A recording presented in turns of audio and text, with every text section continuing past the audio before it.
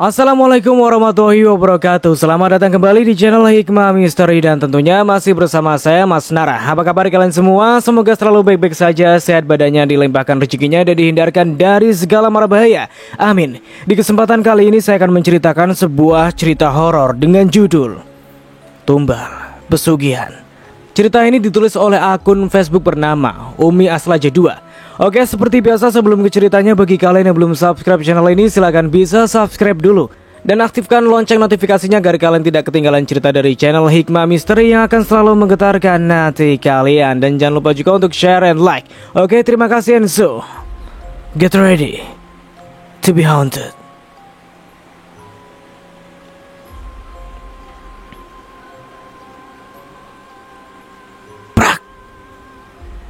Suara itu membuat semua pekerja tersentak kaget dan menoleh ke arah asal suara.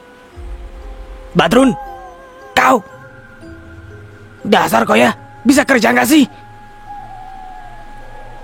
Kalau gentengnya terus kamu pecahin, bisa rugi aku. Bangkrut aku nanti. Herdik, seorang pria parubaya yang mengenakan kopiah putih. Matanya melotot galak. Seakan si Badrun karyawan itu hendak ia telan saja. Maafkan saya juragan. Saya janji akan lebih hati-hati lagi. Ucap Badrun merasa ketakutan, merunduk, tidak berani menatap wajah garang sang juragan. Hei Badrun, masih banyak yang mau kerja denganku, tapi aku tolak karena aku kasihan dengan kau juga keluarga kau. Tapi jika kerja kau merugikan aku, mana bisa aku tahan kau lagi? Kau cari saja kerjaan yang lain sana. Ucap sang juragan begitu pedas, menyakitkan bagi Badrun. Tapi apa mau dikata, Badrun merasa sangat memerlukan pekerjaan itu buat menafkahi ketiga anaknya juga istrinya. Ampun Gan, saya mohon, jangan pecat saya. Anak istri saya nanti makan apa Gan? Ucap Badrun memelas, sembari bertekuk lutut di hadapan sang juragan. Apa peduliku anak istrimu? Mau makan apa? Terserah kau sajalah. Kau kan ayahnya, suaminya, kepala keluarga kau. Harusnya kau pakai otak kau itulah. Badrun terkesiap. Terbayang ketiga anaknya yang kelaparan dan istrinya yang selalu bilang, "Gak apa-apa Kang, sabar." Ya Allah, terasa gelap dunia ini bagi Badrun. Gan, saya mohon, beri saya kesempatan sekali lagi. Saya mohon, pinta Badrun memelas dengan sangat. Sudahlah, kau pulang saja sana. Muak sekali aku melihat muka kau itu. Dasar manusia lemah, tidak berguna. Sembari melangkah pergi. Apa kalian lihat? Mau kupecah juga, Kerja yang betul. Jangan bikin rugi saya saja bisanya. Pekerja yang lain juga kena damprat. Mereka semua tampak ketakutan dan segera kembali bekerja. Badrun tampak lemas, menangis tanpa air mata. Pilu juga hancur hatinya. Padahal selama ini ia sudah bekerja begitu giat. Pergi pagi pulang malam. Meski bayarannya yang ia dapatkan tidak sesuai dengan tenaga yang ia kuras habis seharian. Langkahnya pun lunglai. Bahkan tidak satu teman sepekerjaannya menyapanya, sekedar untuk menguatkan, memberikan harapan juga semangat. Mereka hanya menatap prihatin dan tidak tahu harus bagaimana. Toh mereka juga sama, pekerja yang takut kehilangan pekerjaannya. Gegara 5 buah genteng pecah. Upah pun tidak ia terima. Terlalu mahal harga genteng tersebut, hingga harus dibayar oleh perut keroncong istri juga anak-anaknya. Badrun tidak sengaja mecahin genteng karena tenaganya yang sudah cukup terkuras habis. Mana waktu berangkat kerja ia tidak sarapan, karena saat melihat nasi di bakul hanya sedikit. Ia berharap anak dan istrinya cukup terganjal perutnya. Makan untuk tetap hidup, karena makan sampai kenyang hanya angan-angan. Badrun pun melangkah gontai. Dari jauh ia melihat rumahnya yang tidak layak disebut rumah, laksana gubuk pemulung. Namun Badrun masih mendengar suara canda tawa anak-anaknya dari kejauhan. Langkah Badrun terasa berat. Ia tahu bagaimana nanti sambutan anak juga istrinya. "Hore, bapak pulang!"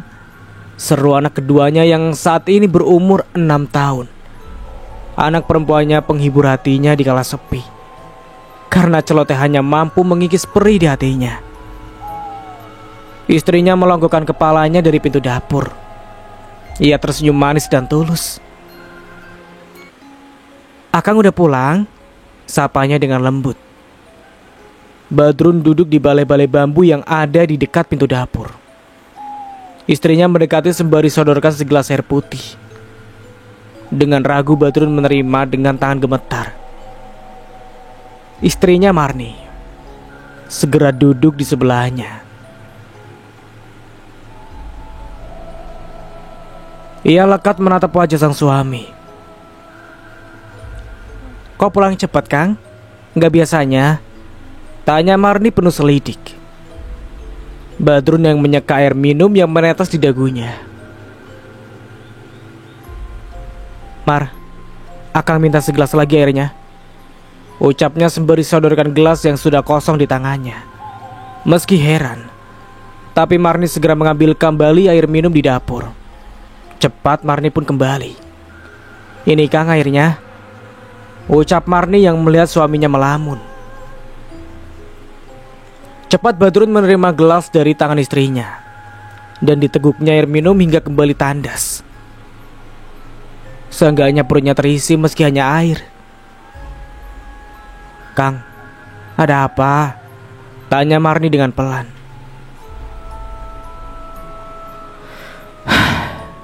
"Akang dipecat, Mar." "Apa? Dipecat? Kenapa, Kang? Akang buat salah apa?" Marni menatap iba wajah kusut suaminya. Lebih iba lagi karena di rumah tidak ada makanan yang bisa ia berikan kepada suaminya yang mungkin kini sangat lapar. "Akang tidak sengaja mecahin genteng, Mar." "Astagfirullah, tapi Akang udah minta maaf kan?" "Bahkan Akang sampai mohon-mohon, Mar, tapi tetap aja dipecat." "Ya Allah, Kang, yang sabar ya, Kang, yang sabar." Air mata Marni langsung berderai. Ia halus punggung tangan suaminya dengan lembut. "Akang tidak tahu lagi harus bagaimana, Mar. Akang benar-benar buntu sekarang. Kenapa cobaan ini begitu berat menimpa keluarga kita?" "Udah, Kang, udah. Nanti Marni coba minjem beras ke warung dulu ya, Kang, sampai Akang mendapatkan pekerjaan lagi," ucap Marni penuh keyakinan. Badrun menatap wajah istrinya dengan tatapan mata berkaca-kaca. Setelah menitipkan bayinya yang sedang tertidur pulas, Marni pun gegas ke warung. Meski dia tidak yakin, tapi apa salahnya mencoba. Ibu pemilik warung tersenyum menyambut Marni. Dek Marni, mau belanja apa nih?" sapanya dengan ramah. Bu, boleh nggak? Hari ini saya ngutang dulu. Nanti jika suami saya sudah gajian saya bayar," ucap Marni dengan ragu. Ibu pemilik warung langsung berubah dengan drastis. "Hah? Ngutang? Nggak bisa. Nanti bangkrut warungku kalau kamu utangin lagi," judesnya. "Tapi Bu, saya janji nanti akan segera saya bayar kok," ucap Marni memelas. Marni, bukannya orang tuamu kaya ya? Apa mereka tidak malu? Anaknya tidak sanggup makan?" Marni terenyak. "Jangan bawa orang tua saya, Bu. Jika ibu tidak ingin ngutangin juga tidak apa-apa. Saya permisi," ucap Marni dengan kesal. "Miskin aja belagu," hardik ibu warung dengan sengit. Marni masih bisa mendengar betapa terasa panas dada Marni mendengar itu. Tapi ia bisa apa? Langkah Marni gontai begitu berat dan tidak tentu arah. Ia tidak mungkin kembali tanpa membawa apapun untuk anak juga suaminya. Tatapan mata Marni tertuju pada sebuah rumah besar yang jaraknya sekitar 1 kilo dari tempatnya berdiri. Karena rumah itu terlihat paling besar dan berlantai 2, jadi kelihatan berbeda dengan yang lain. Dari jauh pun terlihat atapnya yang tinggi menjulang. Iya, itu adalah rumah orang tuanya. Langkah Marni mengayun ke sana, berharap orang tuanya punya hati untuk memberikan sedikit beras buat makan cucu mereka. Peluh sebesar biji jagung tidak Marni pedulikan lagi. Langkahnya mantap menuju rumah di mana ia dilahirkan dan dibesarkan dengan penuh kasih sayang. Marni melihat ibunya sedang memberi makan ayam. "Assalamualaikum, Bu," ucap Marni dengan pelan. Ibunya menoleh dan terperanjat melihat Marni sang buah hatinya. "Marni, kau pulang, Nak?" ucapnya begitu terlihat senang.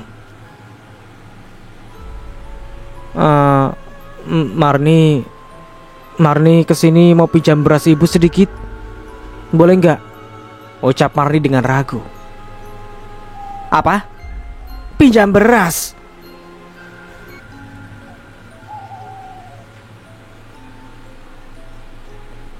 "Jadi kamu kesini bukan untuk pulang, cuma untuk pinjam beras? Lalu mana si Badrun suami miskinmu itu, ha?" Marni terenyak, tapi ia coba tetap tabah. "Bu, Marni mau pinjam, bukan minta. Nanti Marni ganti kok." "Hah? Apa? Bukannya kamu bisa kenyang dengan hanya makan cintanya di Badrun? Apa sih hebatnya dia hingga bisa membuat anak ibu sampai rela keluar dari rumah? Sekarang apa?" "Cukup, Bu. Marni datang mau minjam, bukan ngemis sama ibu," ucap Marni kesal karena kembali suaminya dihina. "Apa bedanya? Toh kamu tetap ngemis ke ibu kan? Lebih baik ibu kasih ke ayam daripada dimakan sama kalian," ucap ibunya sembari menghamburkan beras ke tanah. Marni tidak tahan lagi. Segera ia berlalu pergi. Kali ini ia tidak ingin menangis di hadapan ibunya. Marni membawa langkahnya dengan cepat. Badrun tersenyum saat melihat Marni pulang tanpa membawa apapun. Marni langsung duduk dengan tatapan kosong. Ia bahkan tidak mendengar suara bayinya menangis dalam gendongan Badrun. "Marni," panggil Badrun.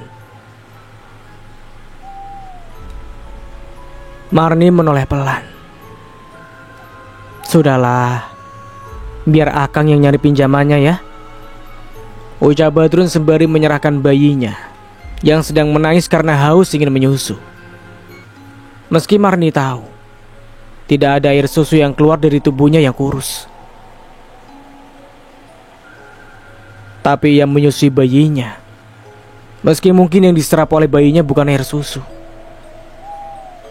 "Ibu, Nani lapar, Bu. Nani mau makan." Tiba-tiba anak Nani, anak keduanya itu, datang dengan sebuah piring kaleng yang telah rombeng. Nani tahan dulu ya laparnya. Bapak nyari makan dulu sebentar," ucap Badrun. Sementara Marni diam saja. Pedih hatinya melihat suaminya harus menderita. Dan mereka pun memiliki anak yang autis. Anak pertama mereka yang lelaki memiliki keterbelakangan mental. Ia diberi nama Dudu. Dan Dudu kalau merasa lapar suka ngamuk. Umurnya baru 11 tahun, tapi postur tubuhnya besar karena makannya sangat banyak. Dudu mulai ngamuk. Badrun segera pergi. Bertanya pekerjaan kesana kemari, namun tidak ada yang mau menerima dirinya.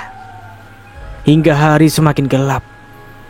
Badrun melewati kebun mertuanya yang penuh dengan tanaman singkong yang subur sampai isinya menyembul. Setelah berpikir lama, dan melawan pergolakan di dada. Badrun mencabut sebatang pohon singkong yang lumayan banyak. Tanpa pikir lagi segera ia panggul dan dibawanya pulang. Melihat Badrun pulang membawa singkong, Marni tidak banyak tanya. Segera ia kupas dan cuci lalu merebusnya. Sementara Badrun menggendong bayinya yang terus rewel. Dudu sudah tidak bisa diam. Nani sejak tadi ketiduran karena menunggu dengan kelaparan. Akhirnya singkong rebus segera dihidangkan. Badrun memangku bayinya sembari meniupkan buat Dudu sebutir singkong rebus. Sementara Marni, ia sudah tidak sabar lagi mengunyah singkong yang masih panas. Nani pun dibangunkan untuk memakan singkong rebus tersebut. Kok kita makan singkong? Kita tidak punya nasi ya, Bu? Ucap Nani dengan kepolosannya. Badrun pun tersenyum patah. Iya nak, Bapak janji Bapak akan cari uang banyak untuk kita beli makanan ya, ucap Badrun. Nani tampak begitu senang saat mereka sedang asik makan. Tiba-tiba lampu padam karena habis minyak. Badrun menyuruh Nani kembali tertidur. Dalam kegelapan mereka pun terdiam. Mar, apa kamu sudah tidur? Suara Badrun terdengar. Belum Kang, ada apa ya? Saat mereka sedang asik makan, tiba-tiba lampu padam karena habis minyak. Badrun menyuruh Nani kembali tidur. Dalam kegelapan mereka pun terdiam. Gak apa-apa Mar, tidurlah. Akang juga tidur, biar besok bisa nyari kerja lagi. Entahlah Mar, Akang sudah kesana kesini nyari kerja, tapi tidak ada yang mau kerja sama Akang. Sabar ya Kang, mungkin belum ada aja. Mar, iya Kang. Bagaimana kalau Akang pergi merantau saja ya ke daerah lain? Apa Kang? Akang mau ninggalin Marni sendiri di sini? Tidak, Marni tidak akan izinkan Akang pergi. Ya udah. Akang tidak mungkin pergi tanpa izin darimu. Lama tiada suara, hening, dan mereka terlelap setelah lelah berpikir. Marni, Badrun, Marni. Tiba-tiba suami istri itu terbangun saat mendengar suara yang memanggil-manggil nama mereka. Suami istri pun serempak terbangun. Kang, panggil Marni. Ada apa Marni? Jawab Badrun. Dengar suara gak tadi? Marni, Badrun, keluarlah. Suara berat itu terdengar kembali. Marni mencekal lengan Badrun. Jantungnya berdegup kencang, nafasnya seakan memburu. Kang, siapa di luar? Tanya Marni. Mana Kang tahu? Yaudah, biar Kang yang keluar. Tunggu Kang, Marni ikut Kang. Keduanya mengendap membuka pintu dengan pelan. Keluarlah, jangan takut, ucap suara itu lagi.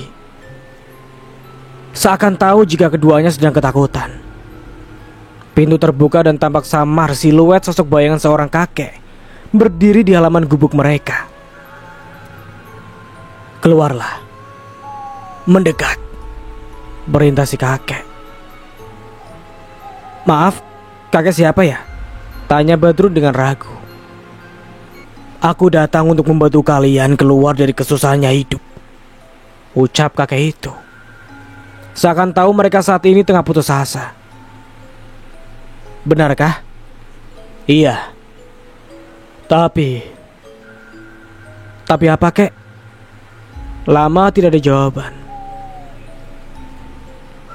Kalian harus merelakan salah satu anak kalian ikut denganku. Maksud kakek? Marni bertanya. Tenang, gak perlu panik. Anak kalian ku bawa dan kalian kujamin hidup dalam kecukupan. Tidak, tidak. Pikirkan lagi. Apa kalian mau selamanya hidup kalian seperti ini? Dihina, dicaci, direndahkan. Marni dan Badrun terdiam. Tapi untuk apa kami kecukupan jika anak kami tidak menikmatinya? Kalian bodoh. Benar-benar bodoh. Coba pikirkan lagi. Salah satu saja yang kalian korbankan, yang lain juga akan merasakan. Jika kalian tidak mau, maka semua anak kalian akan hidup menderita seperti kalian sekarang ini. Badrun dan Marni pun terdiam. Anak kalian yang bayi belum mengerti apa-apa. Dia saja kalian berikan kepada aku. Lihatlah betapa menderitanya hidupnya. Marni terdiam. Ada benarnya perkataan si kakek itu. Anaknya pasti akan tumbuh kurang gizi. Belum Dudu. Yang entah harus bagaimana. Baiklah, ucap Marni. Badrun mencekal lengan istrinya dengan kuat. Daripada hidup mereka menderita, tidak apa-apa, aku lepaskan bayiku. Lanjut Marni. Marni, kau sadar tidak? Sentak Badrun.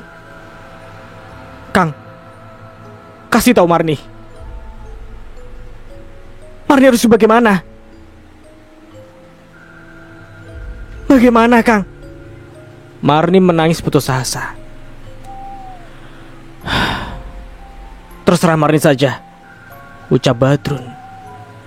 Kakek itu tertawa dan seketika pun menghilang. Keduanya terbangun saat hari sudah pagi. Marni menatap Badrun yang langsung duduk. Kang, tadi aku mimpi aneh, ucap Marni.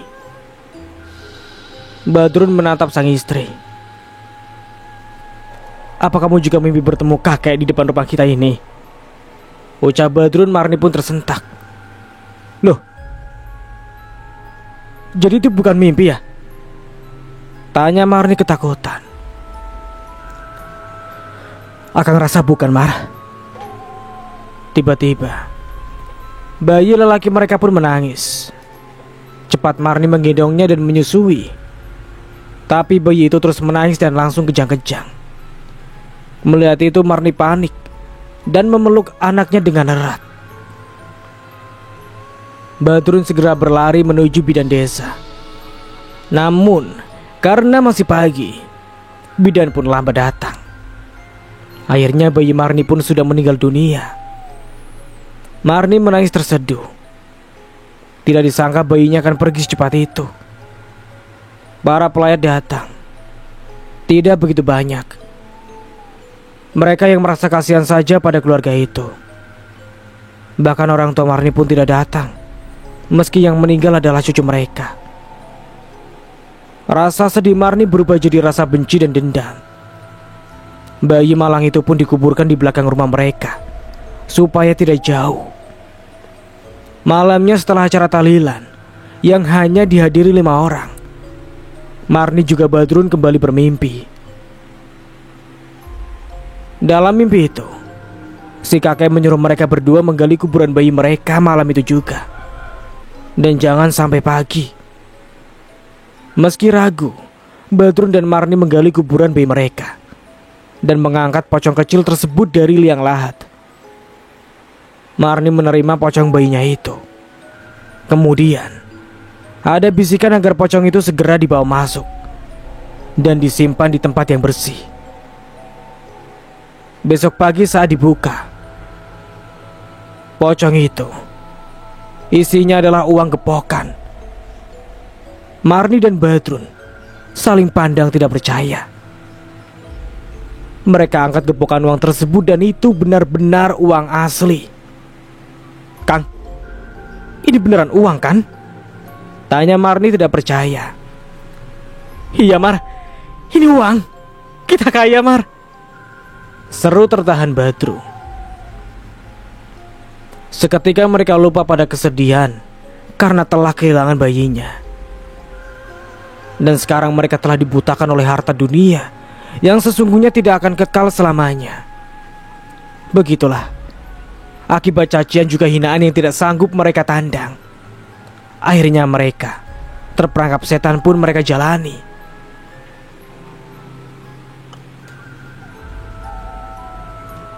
Perubahan drastis terjadi pada keluarga Badrun. Meskipun warga dan para tetangga mulai berbisik-bisik, namun suami istri itu sudah tidak peduli lagi. Mereka ingin menikmati apa yang telah mereka miliki saat ini. Dalam 2 bulan saja, rumah mereka sudah terlihat mentereng di pinggir jalan. Juga sebuah ruko bertingkat sudah jadi milik mereka. Saat mereka merasa uang mereka sudah mulai menipis, Badrun dan istrinya kemudian bermimpi lagi. Jika kalian ingin harta kalian bertambah banyak dan tidak akan pernah habis, maka kalian harus siapkan tumbal buatku. Sebut saja namanya nanti. Aku yang menjemputnya sendiri. Tapi dengan syarat, tumbal itu harus memakan dulu rezeki dari kalian secara cuma-cuma. Marni dan Badrun saling pandang. Tumbal lagi? Gimana caranya? Saat menatap Dudu sang anak yang terlihat aneh di mata mereka, yang kerjanya cuma makan dan ngamuk, dengan tega, Badrun mengatakan jika sebaiknya Dudu saja yang mereka tumbalkan. Namun, ternyata niat mereka ditolak oleh si kakek dalam mimpinya itu. Karena Dudu akan menjadi perwujudan nyata dari wujud si kakek itu. Badrun merasa bingung. Harus siapa yang ia tumbalkan? Tidak mungkin si Nani. Tak tega hati mereka saat melihat Nani tumbuh lucu juga cantik.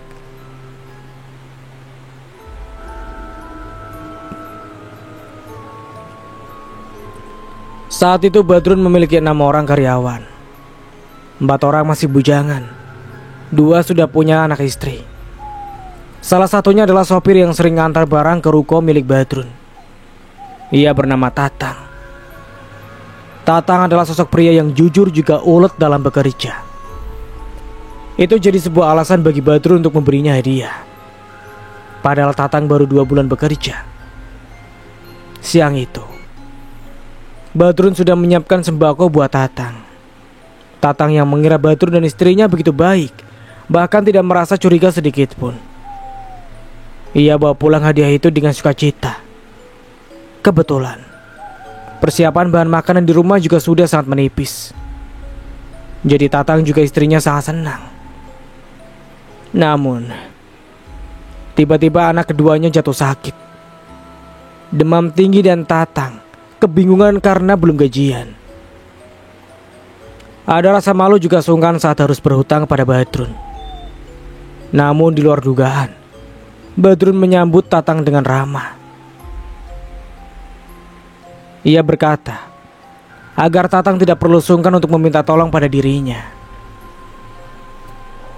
Saat menyebut uang, Badrun dengan cepat menghitung uang di laci dan memberikan beberapa lembar kepada Tatang. Nih, ambillah. Cepat bawa anakmu ke puskesmas. Tidak perlu kau pikirkan kapan akan kau kembalikan uang ini ya, ucap Badrun. Tatang merasa sangat terharu. Tatang segera pamit dan berlari secepat kilat. Badrun menatapnya dengan wajah sedih. Bagaimana ia dulu pernah kehilangan seorang anak. Namun, Badrun kini tidak peduli. Baginya adalah harta, agar tidak lagi merasa terhina. Kini sahabatnya adalah para perangkat desa juga beberapa pedagang besar. Tatang pun sampai di rumah. Ketika menginjak teras rumah, ia mendengar jeritan sang istri yang menyebut nama buah hatinya berkali-kali. Tatang melangkah gontai. Terlambat sudah. Bayi Tatang diduga terkena tipes. Warga datang berduyun termasuk Badrun. tampak berbaur dengan warga, menunjukkan rasa simpati yang tinggi. Istrinya Marni pun datang bersama ibu-ibu yang lain. Tampak gelang juga cincin Marni yang berkilauan. Marni tampil layaknya ibu-ibu saudagar. Ia tidak peduli dengan bisik-bisik warga yang merasa heran. Ibaratkan anjing menggonggong kafilah berlalu, Marni tidak pernah peduli. Ketika malam, Marni dan Badrun keluar rumah dengan cara mengendap. Keduanya memastikan sudah tidak ada lagi warga yang terjaga. Keduanya menuju tempat pemakaman dan dengan cepat menggali kuburan anak Tatang dan segera pula mengangkat pocong tersebut. Bayi Tatang lumayan montok. Bentuk pocongnya juga lumayan besar. Marni segera menggendong pocong bayi tersebut dan keduanya segera kembali ke rumah. Sampai rumah, Marni segera memasukkan pocong yang terbungkus kain itu ke dalam lemari dan dikunci rapat. Sementara Badrun, ia ke kamar mandi untuk mencuci kain yang penuh tanah. Keduanya kemudian duduk di ruang tengah dengan saling pandang. Ada rasa tidak sabar menunggu hari segera pagi, memastikan apakah pocong itu berubah menjadi uang. Pagi pun tiba. Marni membuka lemari dan dengan gemetar membuka bungkus kain kafan yang masih wangi tersebut. Badrun menatap dengan wajah penuh harap. Satu persatu kain tersingkap dan tampak tumpukan uang berwarna merah begitu banyak, sebanyak bentuk dari besarnya tubuh bayi tersebut.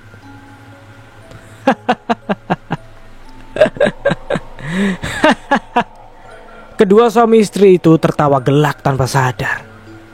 Mereka sangat bahagia karena begitu mudahnya mendapatkan kekayaan. Sementara warga dibuat heboh dengan terbongkarnya kuburan bayi Tatang.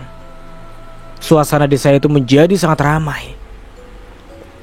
Badrun tampak antusias juga untuk menyikapi hal tersebut. Banyak anggapan warga yang membuat Badrun tersenyum dalam hati.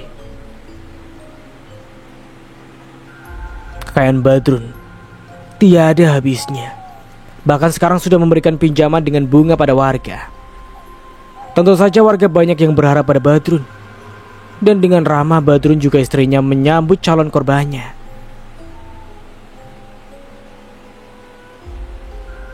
Karena kasus pembongkaran kuburan bayi tersebut, maka setiap ada yang meninggal selalu dijaga. Namun Badrun tidaklah bodoh. Ia akan mencari tumbal saat suasana sudah tidak lagi panas dan warga sudah melupakan kejadian itu. Badrun mencari tumbal di saat merasa kekayaannya harus segera ditambah. Bertahun-tahun Badrun hidup dalam kejayaan, bergelimang harta juga kemewahan. Banyak sekali relasinya dan ruko yang ia dirikan dengan beberapa anak buah tampak maju pesat. Tanpa terasa, Dudu kini telah dewasa. Juga Nani telah menjadi gadis remaja.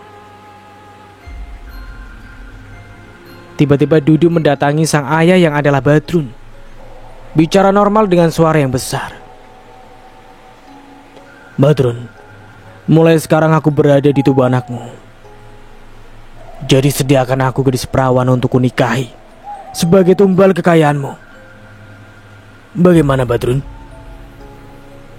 Ucap Dudu yang saat ini tengah dikuasai oleh iblis pemberi kekayaan pada Badrun. Pertamanya Badrun merasa terkejut.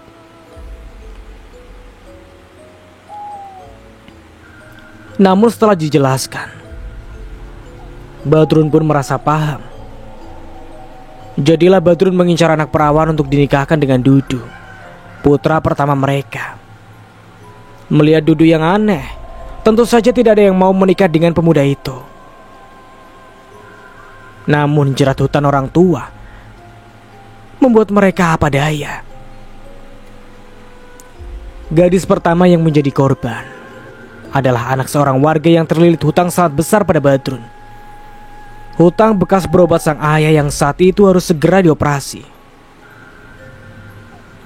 Namanya Sari. gadis belia berusia 22 tahun.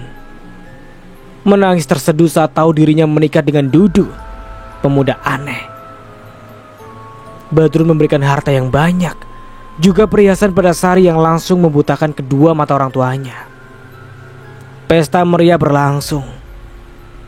Sari tampak tegar menerima takdir. Namun malam itu juga, Sari langsung diboyong ke rumah mewah Badrun. Tentu saja Sari merasa sangat ketakutan ketika berada di dalam kamar hanya dengan Dudu.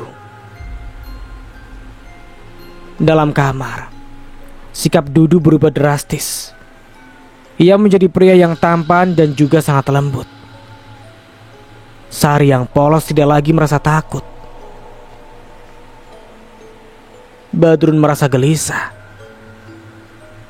Ia tidak bisa menduga dengan apa yang terjadi pada Sari. Sebagai seorang ayah yang memiliki seorang anak perawan, tentu Badrun merasa miris saat anaknya harus menjalani malam pertama dengan seorang jelmaan iblis yang merasuk dalam wujud anaknya Dudu.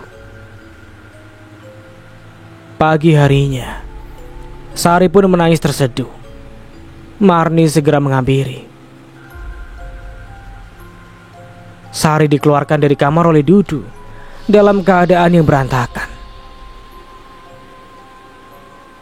Sari menangis pilu. Ia tidak ingin berpisah dengan Dudu. Namun Badrun mengantarkan Sari pulang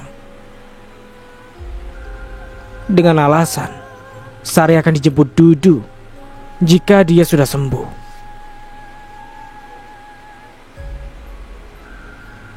Di rumahnya, Sari selalu memanggil Dudu dan ingin kembali. Kedua orang tuanya merasa heran juga tidak mengerti apa-apa. 1 bulan kemudian, Badrun datang dan menceraikan Sari atas keinginan Dudu. Kaget, tentu saja, Sari menangis pilu dan jatuh sakit. Penyakit yang aneh, tubuh Sari berubah kurus kering dan keriput. 1 bulan saja, Sari sudah seperti wanita tua renta dan akhirnya meninggal dunia. Badrun tentu saja membela diri, karena selama sakit, Sari berada di rumah orang tuanya. Juga Sari tidak dirugikan dengan pernikahan yang hanya 1 malam itu, mengingat keadaan putranya yang memiliki kekurangan.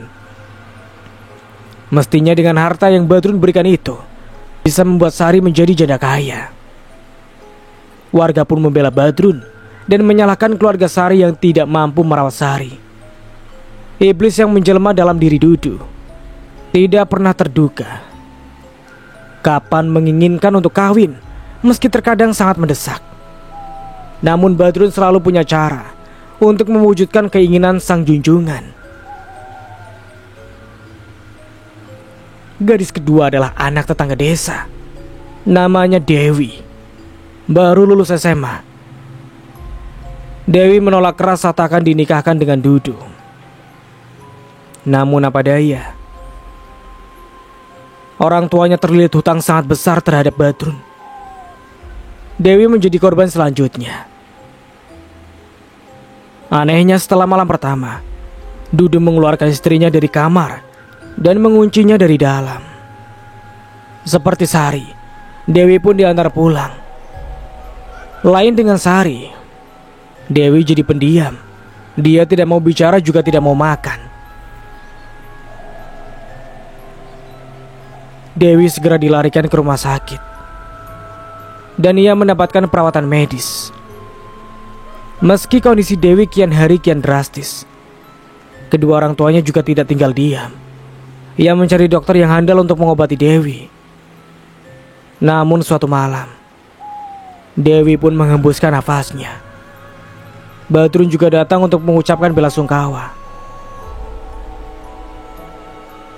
Keluarga Dewi tidak bisa menyalahkan Badrun karena tidak terdapat bukti kejahatan. Karena Dudu memiliki kelainan, jadi warga merasa wajar dengan sikap Dudu. Nani yang kini telah menjadi gadis remaja, cantik seperti Marni saat remaja, aktif di sekolah juga di masjid. Layaknya gadis cantik, pasti banyak pemuda yang melirik. Sebagai gadis yang cantik yang disukai di semua orang, karena sikap perilaku juga tutur kata Nani yang sangat bersahaja. Tidak cuma para pemuda yang merasa suka, juga orang tua dan anak-anak. Dari sekian pemuda di sekolah dan di masjid, ada seorang pemuda yang membuat hati Nani selalu deg-degan. Ia seorang pemuda miskin anak yatim dan guru ngaji anak-anak di masjid setiap sore. Nama pemuda itu adalah Arga. Jarang bicara dan selalu tersenyum. Tentu tidak cuma Nani yang merasa suka pada Arga. Beberapa teman Nani pun mengatakan jika Arga adalah sosok pemuda yang berbeda, dan mereka lebih suka ngusulin Nani dan ngecoblangin Nani dengan Arga. Melihat sikap agresif para temannya membuat Nani sangat malu. Suatu hari, sengaja teman-temannya ngerjain Nani dengan cara menyembunyikan 11 sendal Nani waktu di masjid. Nani kebingungan mencari 11 sendalnya. Teman-temannya pura-pura sibuk ikut mencarikan. Namun saat melihat Arga keluar dari masjid, semua teman Nani segera pergi. Nani merasa kesal, juga malu saat melihat Arga keluar dari masjid. Nani terdiam. Tiba-tiba merasa kaku sekujur badan. Ia berdiri di pelataran masjid dengan mengenakan sandal sebelah bagian kiri.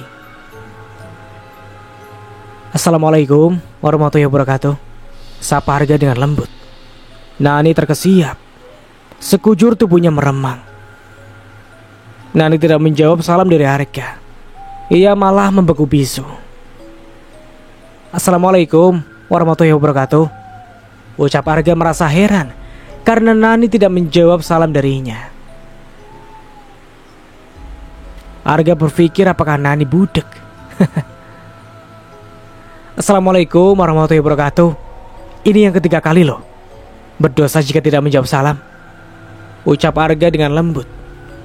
Nani tampak gugup. Waalaikumsalam warahmatullahi wabarakatuh, jawabnya dengan gugup. Arga tersenyum. Subhanallah, bisa bicara, kirain bisu, canda Arga.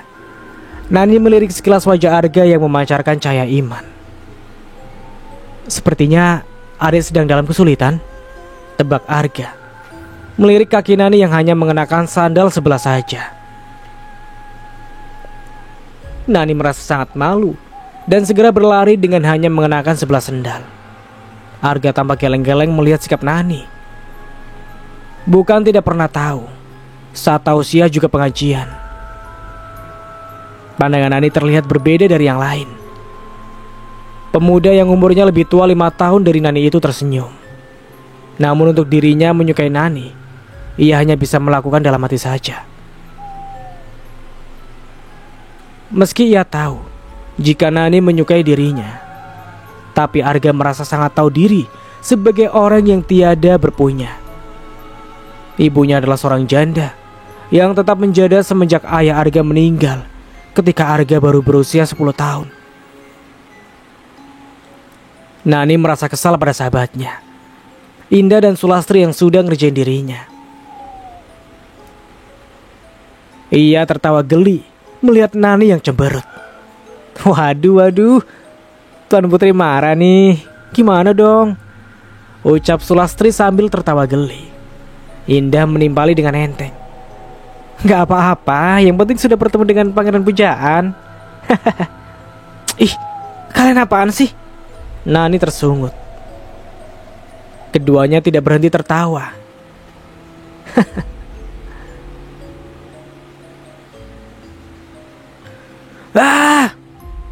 Ketiganya sontak terdiam ketika mendengar suara teriakan sangat kencang dari lantai atas. Disusul suara gedoran juga barang pecah di lantai. Apaan tuh? Siapa itu? Seru Sulastri ketakutan. Mereka yang sedang asik di teras samping rumah Nani. Tampak ibunya Nani berlari ke arah Nani. Nih, cepat panggil bapak, bilang ke adu kambuh, seru ibunya pada Nani.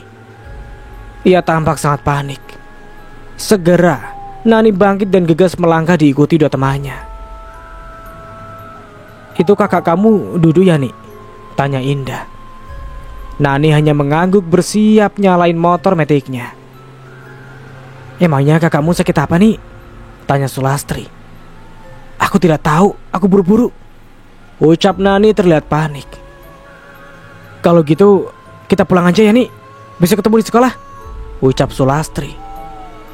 Nani hanya mengangguk dan menatap dua sahabatnya sekilas. Dan sampai di sini dulu ceritanya. Nantikan kelanjutan ceritanya di part berikutnya. Dari saya mohon maaf bila ada salah kata atau dalam penyampaian cerita. Akhir kata, wassalamualaikum warahmatullahi wabarakatuh. Sampai jumpa di video berikutnya.